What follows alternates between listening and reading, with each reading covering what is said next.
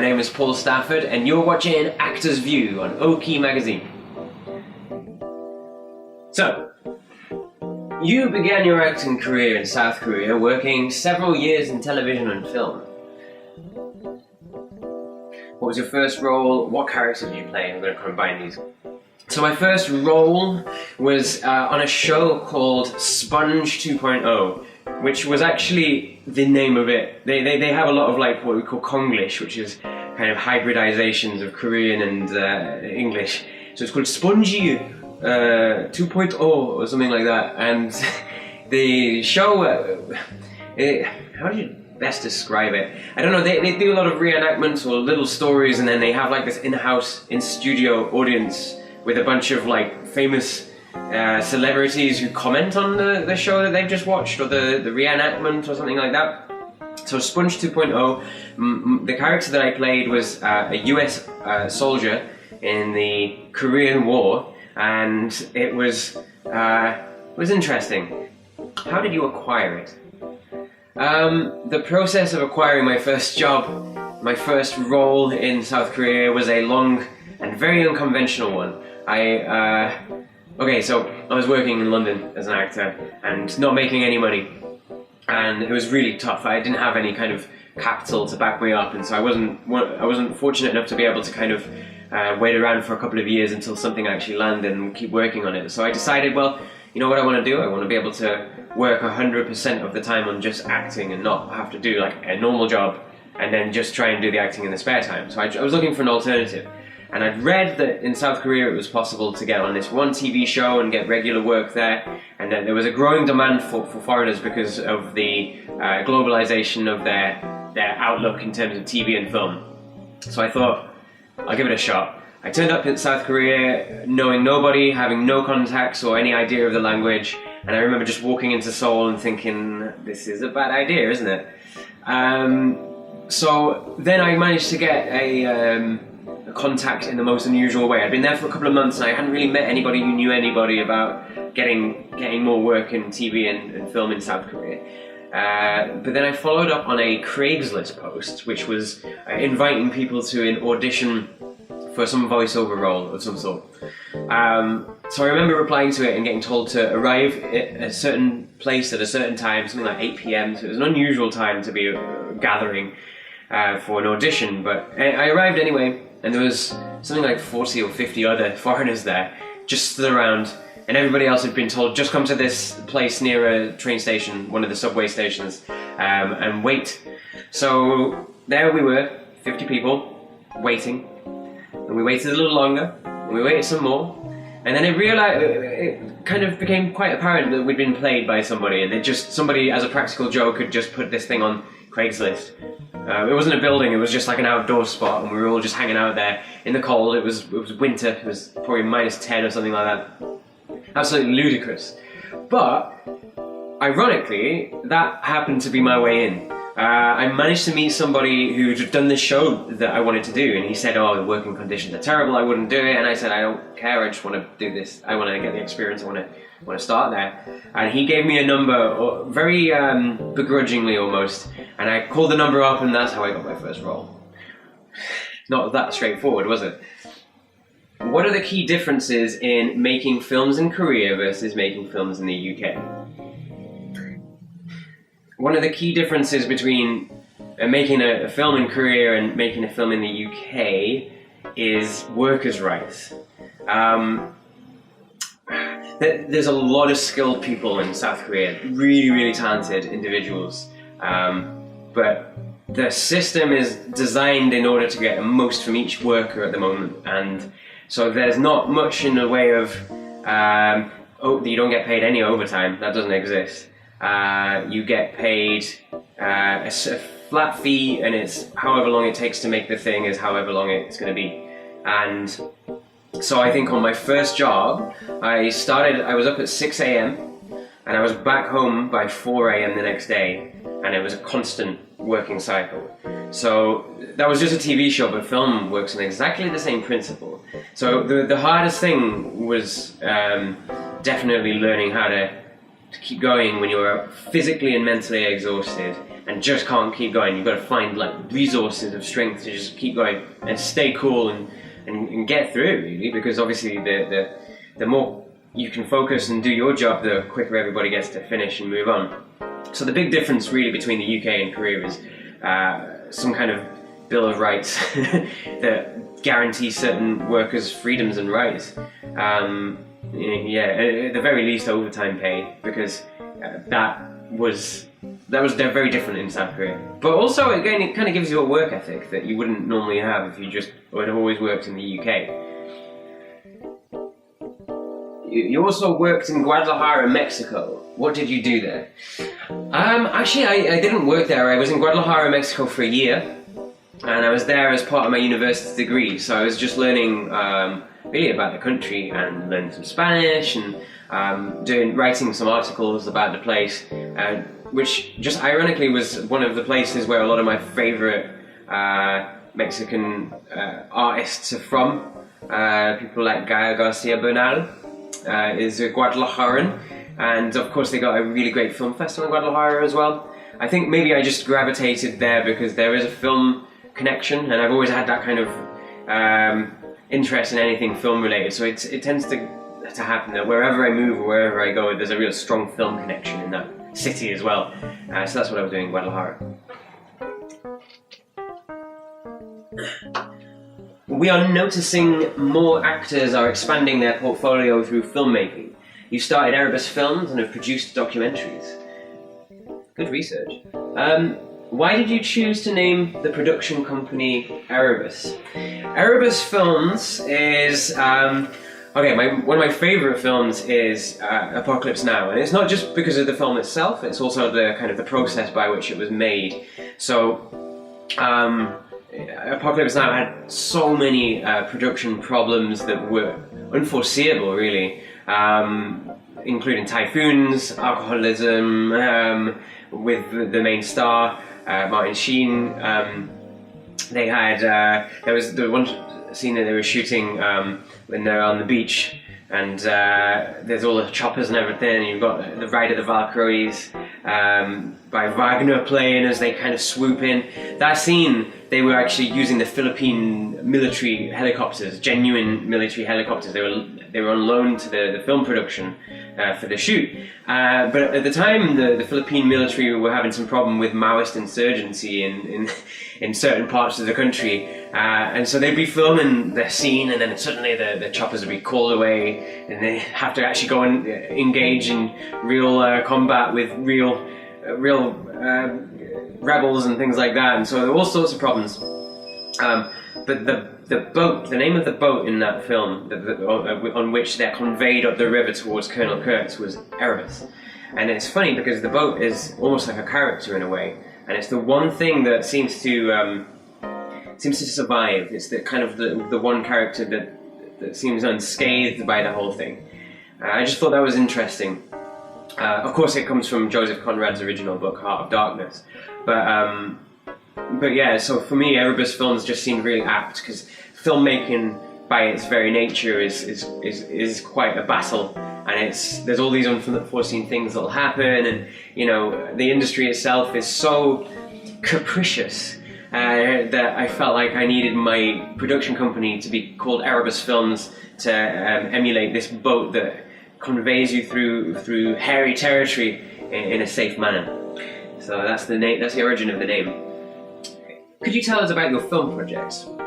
Yeah, my film projects are, I guess, as I went deeper into acting, I realised that you're telling a story. And there's other ways of telling stories that are creative as well, such as writing and directing. And so I started taking more of an active interest in those things. So I did a film project in South Korea before I left with a couple of expats and some Korean filmmakers as well, people that I really respected and who I'd worked with at the time. So it was about, it was a short film called Midway Round, and it was about midlife crisis, and it was about people, a guy basically specifically who'd come to this kind of point in his life where he realised that he'd not achieved everything that he'd set out to do, and the kind of form that took in him that period of time where you realise actually that you still have time. I wanted to convey that message of hope, that there's always time to kind of do what you really believe in doing, and I think that comes from seeing a lot of older people making an effort now to try to be actors, even though they hadn't done it when they were younger. I think it's never too late. If you have stories to tell, and if you have the courage to kind of just take that big leap, that's really all that's needed to get you on the path, at least. And so that's what the ultimate message was of Midway Round, and I decided to write that, and I directed it, and then I cast actors that made me feel jealous. People that I actually thought, you know what, they're better than me, because those are the kinds of people that you should be learning from. And also, I worked recently on a documentary in Greece. I was just a DOP for that, and the editor, the early stage editor, and it's called Dog Years, and that's still in the post-production phase, but that was about the refugee crisis that's going on in Europe at the moment. So I felt that, like, if you have some skills, sometimes you have to try to use those in whatever way you can to kind of raise awareness of issues. It's a really good thing that you can use those skills for more than just a kind of fictitious story, but you can tell real stories as well. So those are the ongoing things at the moment. What inspired you to produce them? The inspiration to produce Midway Round in particular was that I wanted to, there was that message that I wanted to get out there that, you know, sometimes a crazy leap of faith is all it takes to get you into the industry and get you on your way, really. And that's what I had to do. I had to go to South Korea. That was my weird leap of faith and belief, and that was the best way for me at that time to get experience and to be able to just focus all my time and energy on the industry and not on something else to make money. And then as a part-time actor, you know, I wanted to be a full-time actor, and it required an unusual and unconventional choice, and that's what I wanted to tell a story that kind of conveyed that kind of message. And similarly, I think the documentary Dog Years, the thing that inspired that was that I felt like that there was a story that needs to be told, and it's more people need to know about it and be aware of what's really going on as well, because you always get a skewed version of events in the media, and it depends on what media outlet you trust most, but you're never going to get the full picture. So I felt like something more rounded had to be done, and a more rounded story had to be presented. Do you have any new projects in development? Yeah, I've just finished the script for a short film called Canary, which is going to be set in London, and that's in the early phases of development, really. I'm probably not going to be acting in that one either.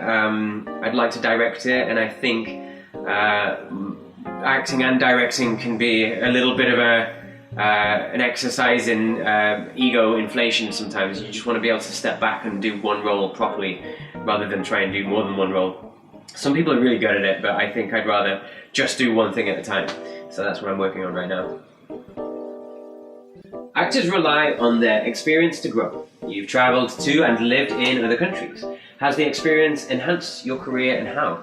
You know what, I think that travelling and living in other countries and working there has really enhanced my career. And first and foremost, going to South Korea was the only option. That sounds ridiculous, but it was the only option at the time, because I wouldn't have been able to have a career at all if I'd have just stayed in London, because it's so expensive to live here. It's kind of like New York, you know. If you don't find a way to make money from what you do, then you'll be making money from something that's unrelated. More often than not, I know people that do things that are totally unrelated to acting or creativity in a way, as a way of paying their bills. And so going to Korea allowed me to not compromise that. I don't think it's something that you really want to compromise on, is your career. And so that was really the best thing that I could have done, because not only did going to living abroad and working abroad give me the confidence to know that I can do it, it also showed me that it's possible. And sometimes when you're trying and you're not really getting anywhere, you start to get desperate, and that's natural. But it's also, I'm 30 now, and I've started to see a lot of people giving up, and that makes me sad, because that's people that have kind of tried and failed. yeah. So I think going and living abroad really it taught me to be courageous, but it also told me that don't give up. What was your most challenging role and why? That's a tough one. My most challenging role was for a short film I did called After the Fall. And the reason why it was challenging was the more of a physical aspect rather than a mental one. Because I had to drop about 10 kilograms. I weighed about 80 keys. And I wanted to be about 70. I had to look a bit more emaciated. So I didn't realise how challenging it would be to kind of change your physicality and lose all that weight. I had to do it in about 6 weeks as well, so I didn't have much time to do it. And at the time I was doing a Korean movie called Pacemaker, which was about a marathon runner, so I was training quite a lot as a runner at that time. So I just basically cut down my meals to one meal a day, and I was running maybe 10 to 15 miles a day as well. And so those things were really challenging, but it was really interesting how changing your physicality changes the mental approach to your character as well. So that was great. Yeah, that was really interesting, but it was also really challenging. What was the most fulfilling role you've ever played and why? That's a great question. The most fulfilling role I ever played would have been one of the most fulfilling roles I've ever played would have been another short film that I did. It's kind of like a 30-minute short film called A Cold Soul. And A Cold Soul, the reason why it was fulfilling was because it was the first thing that I'd done where I got to be the same main character for 30 minutes. It was just a big script, and so it was fulfilling because it really allowed me to explore a character a lot more fully, because you just have all of this extra space and all of this extra time on screen to kind of explore who this character is, and it's more fulfilling because I got to be that character for a lot longer. I envy feature film actors who get to be a character for however long it takes to do a 90-minute script, because once you scratch the surface, there's so much more beneath it that you start to discover, and the more you get into it, the more it gives back, and the more you really kind of start to hit these really rich creative wells that I think having one line or a couple of scenes in a show will never allow you to do. So that was the most fulfilling role for me. If you could choose a role to play, what would it be and why? Oh my god. If I could choose a role to play, it would be King Lear one day, because that character is just so complex, and he's just surrounded by all these people that want different things, and it's one of those roles that I think it defines great actors, and I'm definitely not close to. It doesn't matter about age. I mean, if you can cast anybody in any role at all now, I think, and that's actually a fair thing, especially in theatre, to open it up so you give everybody opportunity. But I don't think I'm there in terms of life yet, and I'm not there in terms of skill and capability as an actor. So playing King Lear for me would be the ultimate role, because I think that you have to have lived and you have to have grown a certain amount before you can really pull that character off. You also write in addition to producing and acting. How do you balance them? Well, it's a tough one actually, because since I've been back in the UK, I've found acting work to be tough to come by. I mean, it's there, but it's not consistent and it's not dependable. And again, I'm back in that situation where I'm living in London, and so having to kind of make a lot of money to live, just to survive. So I found that writing is so much more dependable, and I do a lot better out of writing, especially script consultancy and script editing. So the balance is tough, because it seems that I kind of err a little bit more on the side of writing these days than I do acting, but it's just about being mindful really, and going, all right, I've not been to a class for a week or so, or sometimes a month. I don't think I've been to a class for a month now, so it's about going onto the internet and booking a class and getting out there and just doing it and making sure that you're giving time to both things and allowing yourself to grow in both areas. It's the ebb and flow really. It's being present. It's being self-aware. It's knowing, like, okay, put a lot of effort and time into this one thing recently, but I feel like I'm neglecting this, so I'm going to try and readdress the balance and constantly try and equilibrate those elements of your creative life. Can you share any new acting projects you're working on? There's nothing that I'm actively working on right now. I've just finished one role, and right now I'm very much in a writing phase. So that's pretty much what I'm doing at the moment, which is Canary, the short film, and hopefully trying to get that made. But who knows, right, with acting. What's next in your career? You know what? I'm in the phase of just setting little goals so that I can grow a little bit at a time and hopefully see my career progress. So the next thing for me really, hopefully, is to get something a little bit more sustaining in the acting community, either something on TV. I'd love to get a role on a recurring role on a TV show. But really, the stuff that I feel like I can control is more in the sphere of writing. So really the next thing in my career is hopefully just writing more projects that I can make and that I can also act in. And allowing myself to kind of grow a little bit through that. That's what's next for me, hopefully. What advice would you give to aspiring actors? I would say find a way. My advice to aspiring actors is this: find a way to spend more time doing that, acting and working on that. Because a lot of the time you sacrifice your best, most energetic hours for some job that isn't in any way linked, and you end up losing the best chunk of time that you've got to do what you should be doing, which is acting. So I'd say find any moment you can to act, and if you're going to do a job that isn't necessarily acting, because you've got to pay the bills, right? Try and make it as close to the industry as you can. Try and find an innovative way to kind of fit work and acting together somehow. That's what I'd say. Thank you for your interest in my interview with Occhi magazine.